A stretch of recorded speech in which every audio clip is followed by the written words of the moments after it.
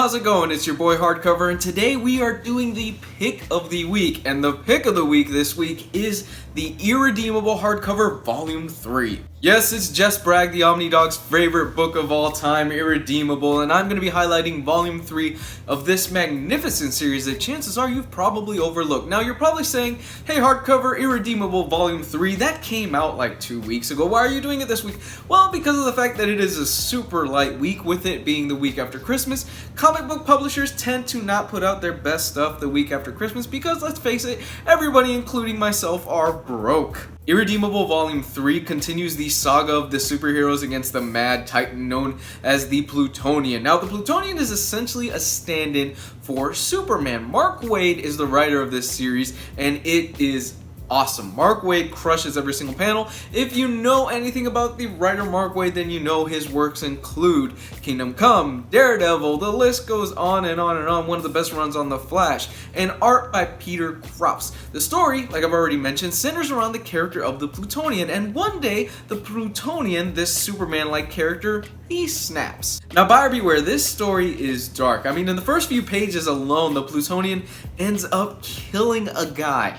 And not only that, he kills the guy's family first, right in front of the guy. So as you can imagine, this story is definitely not for kids. It's super dark, however, it is super interesting, and it's really a story that once you start it, it really does grab you and hook you, because these are all fully fleshed out characters. The Plutonian himself is a character that, while he is a bastard, he is an evil son of a bitch, he is terrible, he is a horrible person, at the end of the day, you kind of understand where he's coming from. You start to realize, oh, this is what led this character to finally snap. This is what led this character to go off the deep end.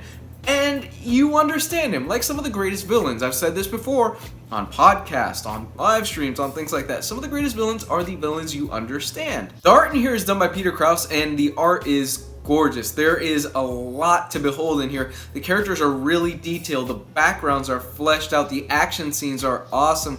They are fluid. Panels move from panel to panel. They look good. You've heard me talk about this stuff before. He's also kind of got an influence that I would peg down as something from Jim Lee or Brian Hitch. If you've ever seen those artists, he definitely seems to take a lot of inspiration from them, only I would say his art isn't as stiff as some of the stuff that Jim Lee does. However, he's got the superhero poses down, the imposing figure, the muscle-bound guy, which you kind of need for a character that is like Superman. There it is. I really had a hard time picking a book this week simply because, well, you know, it's the week after Christmas.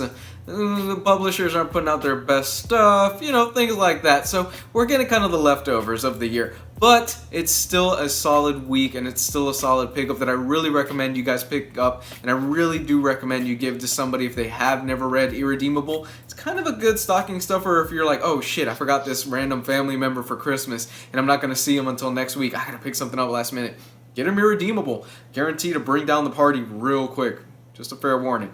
But thank you, Jess Bragg, for recommending this series. I can't thank you enough, really, because it really is that great of a series. And I'm pretty sure Mark Waid is sending you his check in the mail because you continuously pimp that series out like no tomorrow. But it's such a great ride all the way through. With that said, I love you guys. Thank you so much, patrons. You are awesome, and you keep this channel alive. Without you, I would have to go back to a second job and production would slow down immensely. But thanks so much. Thank you, and I will speak with you soon. I love you.